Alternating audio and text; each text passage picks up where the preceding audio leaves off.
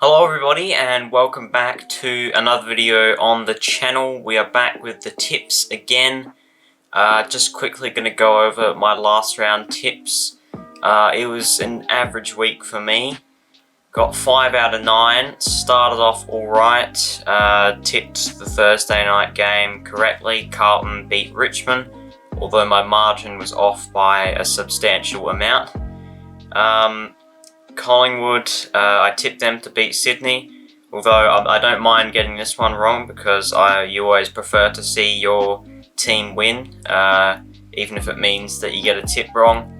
And then the next couple of games, pretty simple ones to tip. I tipped St Kilda to beat Geelong in what was a bit of an upset. Now that didn't end up happening, almost did. Saints came close to making a comeback there, got within 1 point, but then Patrick Dangerfield kicked the match winner. The Crows, I did consider tipping the Suns. I was almost going to change when Taylor Walker went injured. I probably should have in the end. The Crows, they almost made a remarkable comeback at the end, but they just left it too little too late. And the 3 Sunday games, I got 2 out of 3 right. Brisbane, I did not see them losing that game, to be honest. I thought they'd get the job done pretty comfortably, but Fremantle, they jumped them. It was an unexpected result. It did come at a bit of a cost, though. They lost a few players to injury. That didn't seem to bother them too much on the night, and they got the job done. Okay, so starting off round 2, getting into the tips now. St Kilda taking on Collingwood. Now, interestingly, this is a St Kilda home game, but is at the MCG. Now, I think there might have been some sort of request for this game to be at the MCG by St Kilda, but I'm not entirely sure. I'm basing that off of one I think it was actually one Instagram comment that I saw, so that's probably even less reliable, actually. But yeah. St Kilda almost beat Geelong on their home deck. It was the opening of the Joel Selwood stand in front of 40,000 people. So Geelong, it was a spirited performance and they got over the line. I still think that St Kilda are going to be a good side this year. And perhaps I wrote off Geelong a bit too early. I tipped them to finish 12th again.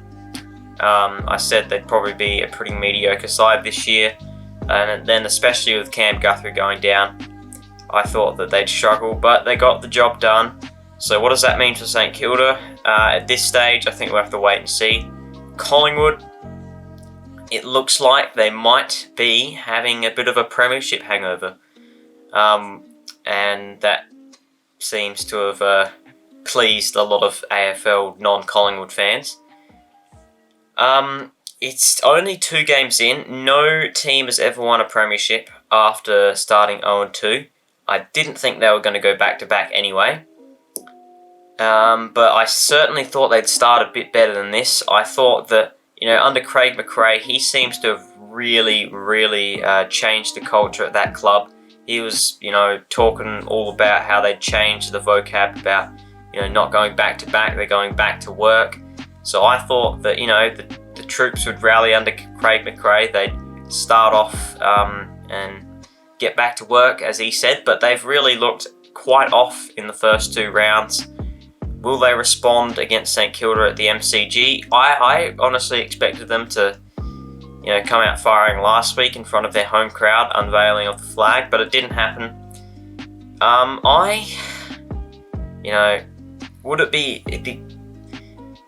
Geelong went 0-3 last year, and they won the flag the year before. You know what? I'm going to tip St Kilda to win this one. I think that Collingwood, they really look shaky at the moment. Their forward line is undermanned. No Dan McStay. They're not going to have him for the entire season, and yeah, they're really struggling to get goals out of their tall forwards right now. Brody Mychek hasn't done much in the first couple of weeks. Their new recruit, Lockie Schultz, has been a bit underwhelming. I've spent a long time talking about this match. I'm going to tip St Kilda to win this one. I reckon they'll get the job done by 18 points. Let's go. Adelaide taking on Geelong now, Friday night. First home game for Adelaide this year. Both teams coming... Geelong actually came off a win. I was just talking about them. Adelaide Crows, yeah, they looked really uninspired for the first 3 quarters. And as is the case for the Crows, it seems quite a few times over the last few years they've either come out hot and then sort of fallen away as the match has gone off, or they've started off really slowly and then made a late charge home. They quite often don't play 4 quarters of good footy. They'll play 1 or 2 quarters of really good footy and then 1 or 2 quarters of really mediocre.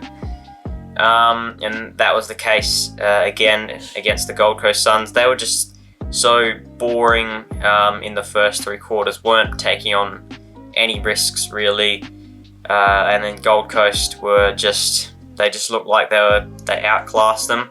But in the last quarter, obviously there was a bit of a mentality change. They just thought that they might as well go for it, nothing to lose, and they almost pulled off a comeback. So Adelaide Oval, they were very good at their home ground last year. I think that's probably going to be a trend that'll continue. So I'm going to tip them to win this one. Geelong, they were impressive. Obviously got the win. But I don't think I'm going to hold off on... I think I'm going to hold off on them, really making a charge back up the ladder for now.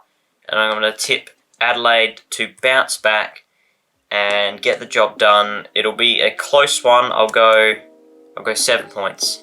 First Saturday game now, North Melbourne taking on Fremantle. Fremantle looked very impressive. North Melbourne, it was probably about what you'd expect from North Melbourne. So let's talk about Freo first. They were fantastic. Conceded the first 4 goals. I was thinking, oh, okay, here we go again. Same old Fremantle. But then Caleb Sarong broke the record for disposals in a match by a Fremantle Dockers player.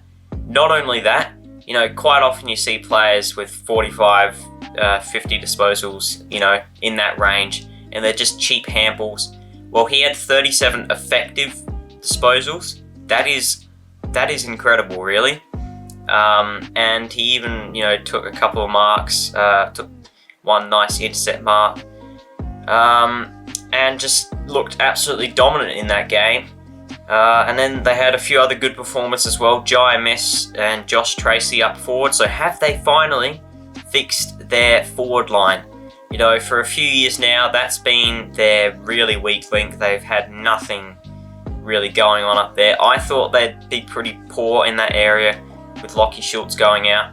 But if Jai Miss can go to the next level and Josh Tracy can become a solid key forward, a consistent key forward, then they're going to have a good 1-2 combo up there, which they haven't had for a long time. Their last really good key forward was Matthew Pavlich.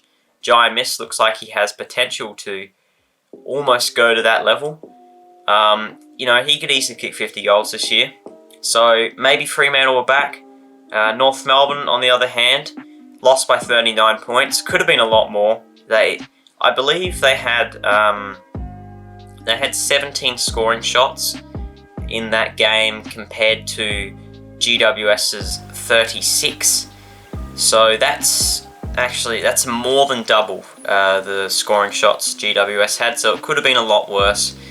At Marvel Stadium, I think Fremantle should get the job done comfortably.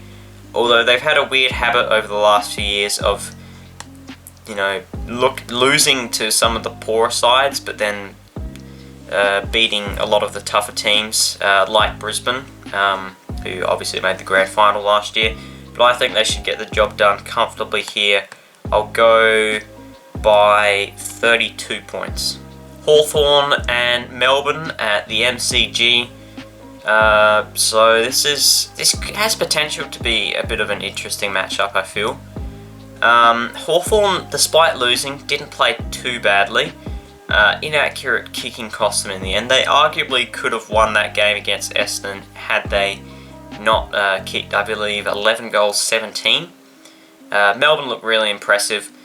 They could be back to their best footy. You know, had a bit of a falter in round 1 against the Swans, but as we've seen, the Swans knocked off Collingwood in emphatic fashion. So maybe there's not too much to read when it comes to that loss. Max Gawn was back to his best. So I think this is a fairly simple tip. I'm going to play it safe on this one. I'll go Melbourne by 14 points, but I think it might be a bit closer than what people expect. Hawthorn had a couple of recruits on show. Marbia Chol and Jack Ginnivan kicked 2 goals each. Ginnivan in particular looked pretty impressive, so they've got something to work with up forward there. And yeah, I think they'll be competitive for most of the year. They won't win too many games, but they'll be around the mark. And they might even pinch a couple of upsets. But yeah, I'm going to play it safe on this one and tip Melbourne. Sydney taking on Essendon. My boys, the Swans, have looked incredibly impressive in the first 2 rounds. I thought we'd win against Melbourne, but I thought that Collingwood would respond and, you know, stop us in our tracks. But no, we dominated that game. Could have easily won by 50 points, but Collingwood kicked a few junk time goals late. So I'm pretty confident now that we're going to be a premiership contender this year. I was just holding off on that until if we won that game against Collingwood, then, you know, I was a believer. We did. I'm a believer. So yeah, I think we should win this one. That being said, we seem to always manage to make it close against Essendon, even when it really shouldn't be. Like last year, we beat them by 3 points, and then even when we've dominated seasons and Essendon have been a dud team, you know, they always seem to make it a close game with us. So it could be a bit of an interesting one, but I think that we should put the foot down, and I reckon we'll get a comfortable win. I'll go 37 points. The Bulldogs taking on Gold Coast. This one is in Ballarat, so the first Ballarat game of the year. The Bulldogs look pretty disappointing, lost by 45 points. Started off alright, then fell away. So, looks like it may be another one of those years for the Dogs. The Suns have been impressive. They've started off on fire in both games before letting their oppositions back into it a little bit. Against Richmond, you know, they were up by 67 points at one stage. Then there was almost a massive comeback on for a little while. Got back to 24 points at one stage. That was, I believe, as close as it got. And then Adelaide almost pulled off a miraculous comeback against them. Can they go 3-0? I definitely think they can. But God, I really don't know with the Bulldogs. They're such a hot and cold team. You know, their list, they really should be better than what they are with the list they have. The Gold Coast Sun, I don't know. This is a tough one to tip. It's in Ballarat. They usually play well there. I've tipped against the Suns in both games now. I feel like I'm due to tip them eventually. I'm going to tip against them again. I'll go the Dogs by 11 points, but not confident in this one at all. Richmond vs Port at the MCG. This will be Travis Boak's 350th game. Port Adelaide coming off a solid win against West Coast. They had double the scoring shots, kicked 16 goals, 24. Potentially could have been a much bigger win than what it was. Meanwhile, Richmond, they put up a spirited performance to only lose by 5 points against Carlton. Lost 3 players in that game, so not good signs for them. I can't see them really getting close to Port in this one. I think that Port will win another comfortable match. I'll go 44 points. With the injuries that Richmond have at the moment, I just don't think they're going to be able to stack up against Port Adelaide, who I still think are going to be a top team, a top contender in 2024. West Coast taking on GWS now. Based on form line, this form line, this could be a bloodbath game. It is in Perth, and West Coast actually beat GWS in round 2 last year in Perth. However, I think the story is a bit different this time. That was back when GWS was still getting used to life under Adams Kingsley. They've really got going now, and I reckon they'll be pushing for the flag this year. So I think it's a bit of a different situation. The Eagles are, now, at the start of the year last year, they weren't that bad, so I'd say they're probably worse than they were this time last year. I don't think they're anywhere near as bad as they were through that middle part. Harley Reid looked good. They showed some promising signs against Port, but overall they ended up just being nowhere near good enough to win that game. I don't think they'll be anywhere near good enough to win this game either. I'll tip GWS to win this one by 62 points. It'll probably go similarly to how West Coast's last game went. Okay, that is round 2 done and dusted. So West Coast and North Melbourne and Richmond still in the bottom 3. Collingwood are still winless in the bottom 4. And then rounding out the 2 other winless teams, I've got Hawthorn and Brisbane, who didn't play in that round. They had their early bye. The Bulldogs, I've got winning their first game. Outside the top 8 is Adelaide, Geelong and Essendon also. St Kilda back into the top 8. Carlton dropping down a few spots despite not playing a game. And then Gold Coast, Melbourne, Fremantle in the top 4. Port Adelaide, Sydney and GWS also undefeated. GWS and Sydney with the extra win over Port and Freo. Obviously played the extra game. So yeah, it's an interesting early season ladder that is forming here. There's still going to be lots of chopping and changing between that ladder as we start to figure out where teams are really at. But another interesting round of games. If Collingwood lose this round, then I think the alarm bells are definitely going to start ringing for them. If you did enjoy the video, please leave a like and subscribe. Comment down your predictions below, and I'll see you all in the next one. Bye.